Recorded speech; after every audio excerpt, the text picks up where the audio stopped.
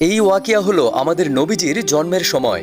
যখন হুজুর সাল্লাল্লাহু আলাইহি ওয়াসাল্লাম জন্ম নিলেন তখন পুরো কাবা শরীফ নূরে চমকাচ্ছিল। তিনি প্রথম ও শেষ মানুষ ছিলেন যার জন্মের সময় পুরো দুনিয়াতে অলৌকিক ঘটনা ঘটেছিল। ইতিহাস সাক্ষী এত বড় জনগোষ্ঠী আর কখনো একত্রিত হয়েছিল না যতটা হয়েছিল হযরত মুহাম্মদ সাল্লাল্লাহু আলাইহি ওয়াসাল্লামের জন্মের সময়। যখন আমাদের পেয়ারে নবীজির জন্ম হয়েছিল তখন তিনি কোনো সাধারণ বাচ্চার মতো কান্না করছিলেন না। দাই নবীজিকে গোসল করাতে গিয়ে দেখে আগে থেকেই গোসল করানো ছিল। আপনার দাদা আপনাকে কোলে নিয়ে কাবা শরীফের দেয়াল ছুঁয়ে আল্লাহর কাছে শুকরিয়া আদায় করলেন। উপস্থিত লোকজন সেখানে বিচলিত হয়ে গেলেন। তারা নিজেদের মধ্যে কথা বলতে লাগলেন, এই নুরানি বাচ্চার নাম কি রাখা যায়। তখন নবীজির দাদা আব্দুল মুত্তালিব নবীজিকে কোলে নিয়ে মানুষের উদ্দেশ্যে বললেন, এরকম নুরানি বাচ্চা এর আগে কখনো জন্ম হয়নি।